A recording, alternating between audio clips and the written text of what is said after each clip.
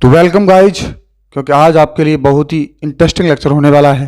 क्योंकि आज हम देखने वाले हैं कि इस तरह की स्ट्रक्चर में देखिए ज़रा कि पूरा क्रिस्टल है वो पूरा भरा हुआ नहीं है कणों से। देखो ज़रा ध्यान से इस क्रिस्टल को, तो आपको दिखाई दे रहा है कि ये क्रिस्टल जो है वो पूरा भरा हुआ दिखाई नहीं दे रहा है आपको। इसके बीच में कुछ जगह दिख रही है, इसके बीच में कुछ खाली जगह है, छोटी छोटी जगह है, इनके बीच में कुछ खाली जगह है छोटी छोटी।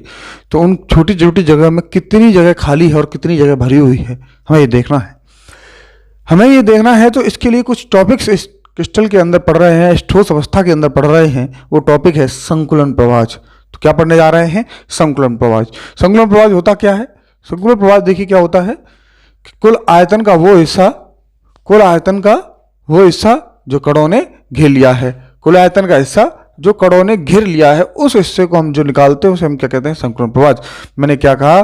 कुल आयतन का वो हिस्सा जो कणों ने घेर लिया है उसको हम क्या कहते हैं? संकुलन प्रवाज कहते हैं। मैंने क्या कहा? कुल आयतन का वो हिस्सा जो कणों ने घेर लिया है उसे क्या कहते हैं? संकुलन प्रवाज कहते हैं। देखिए, कुल आयतन का हिस्सा जो कणों ने घेर रखा है उसे हम क्या कहते हैं? संकुलन प्रवाज। अब इसके लिए कुछ सूत्र भी होगा। जब इसके लिए कोई डेफिनेशन है तो इसके लिए कोई सूत्र है। तो सूत्र को जरा देखिए ध्यान से कि सूत्र है कि कणों का आयतन बटे कुल आयतन। देखिए जरा ध्यान से इसे, कणों का आयतन बटे कुल आयतन। दोस्तों हमारा टारगेट है कि दो बातें निकालनी है, एक तो कणों का आयतन निकालना है और एक टोटल आयतन निकालना है। तो उस समय पता चल जाएगा कितना भरा हुआ स्थान है और कितना स्थान खाली है। सो इन दोनों चीज़ों को देखने के लिए हम क्या कर रहे हैं कि हम अब तक जितनी भी बात कर रहे हैं वो सब किसकी बात कर रहे हैं? क्यूबिक सिस्टम्स की। किसकी बात कर रहे हैं? क्यूबिक सिस्टम की। जब क्यूबिक सिस्टम की बात करते हैं तो क्यूब के आयतन की बात करेंगे। जब क्यूब के आयतन की बात करेंगे तो टोटल आयतन कितना हो जाएगा? टोटल आयतन ए क्यू। कुल आयतन कितना हो जाएगा दोस्तों? ए क्यू। तो कुल आयतन अगर ए क्यू हो गया है तो कणों का आयतन अब निकालना है। किसका निकालना है? कणों का आयतन। तो कणों का आयतन कैसे निकालें? तो कणों का आयतन निकालने के लिए इस स्क्रीन पर देखिए जरा ध्यान से कि आपको एक कण दिखाई दे रहा है कि कण कैसा होता है? गोल। तो एक कण का आयतन कितना होगा? गोले का जो आयतन है, क्योंकि कण क्या है? गोल है, तो इसलिए इसका ये क्या हो जाएगा? 4/3 पाई आर क्यू। क्या हो जाएगा? 4/3 पाई आर क्यू, यानी कि 4/3 पाई आर क्यू। ये एक कण का आयतन है। ये केवल किसका है? एक कण का आयतन। दो कण का निकालना हो तो दो का गुणा कर दो, तीन का निकालना हो तो तीन गुणा कर दो। लेकिन लास्ट क्लास में हमने देखा था कि कणों की संख्या क्या है? जेड है। कणों की संख्या क्या है? जेड।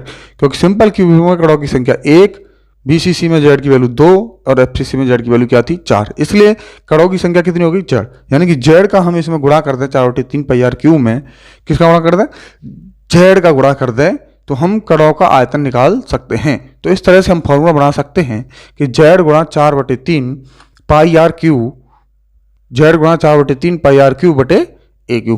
तो इस तरह से हमने फॉर्मूला बना लिया है, जेड गुणा 4/3 pi R Q upon A Q. अगर इसमें हम जेड की जगह पे सिंपल क्यूबिक की कंडीशन रखें और ए की जगह सिंपल क्यूबिक की कंडीशन लिखें तो यहाँ से जो संकुलन प्रवाह निकल के आता है वो 52.2% आता है। 52.2% आता है। इसका मतलब ये है 52% जो जगह है वो सिंपल क्यूबिक के अंदर घेरी गई होती है और 48% जगह लगभग ये खाली गई होती है। अब जरा ऐसे ही बीसीसी के बारे में भी यही करें कि यहाँ जेड की जगह पे 2 लगाएं और ए की जगह पे 4r/√3 लगाएं तो यहाँ से निकल के आती है 68%। कितनी आती है? 68%। तो 68% आता है, तो इसका क्या मतलब है कि यहाँ पर 68% जगह भरी हुई है और 32% जगह खाली है। इसी तरह से एफसीसी के लिए निकालें तो एफसीसी के लिए भी सेम कंडीशन है। जेड बराबर 4 लगाते हैं, ए बराबर 2√2r लगाते हैं। लास्ट क्लास में हमने इसी की बात करी थी कि सिंपल क्यूबिक में ए बराबर 2r होता है, बीसीसी में ए बराबर 4r/√3 होता है और लास्ट जो एफसीसी में ए बराबर 2√2r होता है। तो यहाँ लगाएंगे तो कितना आता है? 74% आता है। तो 74% आता है तो इसका मतलब 26% जगह खाली है। तो कुल आयतन का वो हिस्सा जो कणों ने घेर लिया है कितना है? 74%। तो इस तरह से हम संकुलन प्रवाज की स्टडी करी हमने, 1 बाय 1 देखा है कि संकुलन प्रवाज होता क्या है। तो हम नेक्स्ट टॉपिक के बारे में बात कर रहे हैं। वो नेक्स्ट टॉपिक है समन्वय संख्या। नेक्स्ट टॉपिक क्या है? समन्वय संख्या। Very very most important topic. इसको ध्यान से देखते रहिएगा, पूरा सुनिएगा। तो क्या है समन्वय संख्या? वो समन्वय संख्या क्या है? ध्यान से देखिए। तो समन्वय संख्या क्या है? समन्वय संख्या को ध्यान से देखेंगे तो समन्वय संख्या क्या है? निकटतम पड़ोसी कणों की संख्या क्या है? समन्वय संख्या। निकटतम पड़ोसी कणों की संख्या को क्या कहते हैं? समन्वय संख्या कहते हैं। निकटतम पड़ोसी कणों की संख्या को क्या कहते हैं? समन्वय संख्या। यहाँ दो शब्द, एक निकट शब्द होता है और एक निकटतम यूज किया है। यहाँ पे क्या यूज किया है? निकटतम शब्द यूज किया है। तो निकट और निकटतम में क्या अंतर है दोस्तों?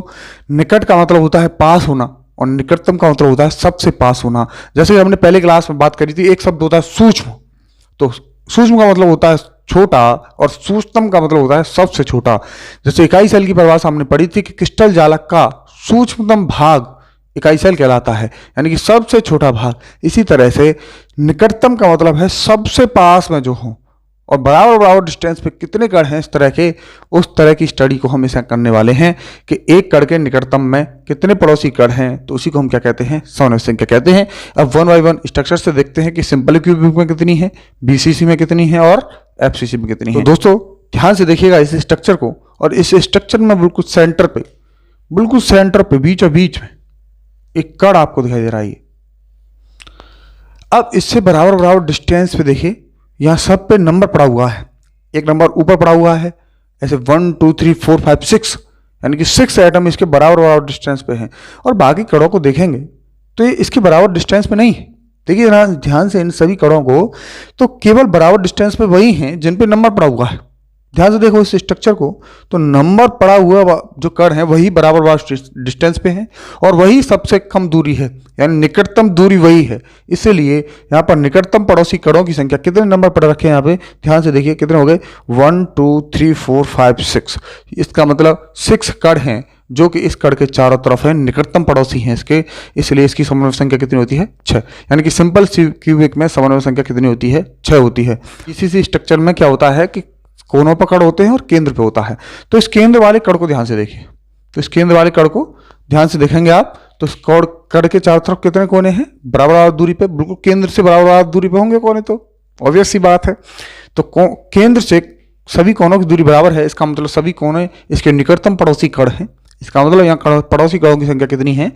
यहाँ पड़ोसी कणों की संख्या है 8। तो बीसीसी में समन्वय संख्या कितनी होती है? 8 होती है।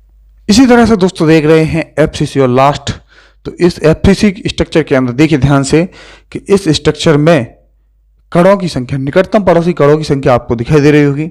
इस कण को जरा गौर से देखिए, बिल्कुल सेंटर में है, इसके चारों तरफ देखिए कितने कण निकल रहे हैं और बराबर डिस्टेंस पे कितने हैं। तो इसके चारों तरफ देखो, एक तो 4 कोने हैं, इसके चारों तरफ देखिए 4 कोने, 1 2 3 4, ऐसा इमेज इसमें दिख के लग रहा है। कितने हैं? 4 कण तो इसके बिल्कुल सीधों में। देखिए जरा ध्यान से इन 4 कणों को, कि बिल्कुल सीध में इन चारों कणों के। तो ये 4 इधर की साइड में बिल्कुल बराबर डिस्टेंस पे, इतनी दूरी पे, जितनी दूरी पे यहाँ से ये सारे चारों कोने हैं, एक फलक के केंद्र पे रखा कण है ये। एफसीसी का मतलब फलक केंद्र पे जो कण रखा होता है। तो देखिए जरा, फलक केंद्र पे कण रखा हुआ है, उसके कोने चारों तरफ समान डिस्टेंस पे है। तो समान डिस्टेंस पे तो 4 तो ये हो गए। इसी तरह से इधर जो फलक के केंद्र पे कण रखे हैं चारों, तो ये चारों कण भी क्या हैं? इसके समान दूरी पे हैं, उतनी दूरी पे, और उधर भी 4 कण कितनी दूरी पे है? समान दूरी पे हैं। इसलिए हम कह सकते हैं कि यहाँ समन्वय संख्या कितनी होगी? 4 + 4 + 4 बराबर कितनी हो गई? 12। इस तरह से हम देख रहे हैं कि सिंपल क्यूबिक में समन्वय संख्या कितनी है? 6। बीसीसी में समन्वय संख्या कितनी है? 8। और एफसीसी में समन्वय संख्या कितनी है दोस्तों? 12 समन्वय संख्या है। तो इस तरह से हमने देखा है कि संकुलन प्रभाज क्या होता है और समन्वय संख्या क्या होती है। तो चार्ट को देखिए, पूरी टेबल को, कि सिंपल क्यूबिक, बीसीसी और एफसीसी ये 3 चीज़ें हैं।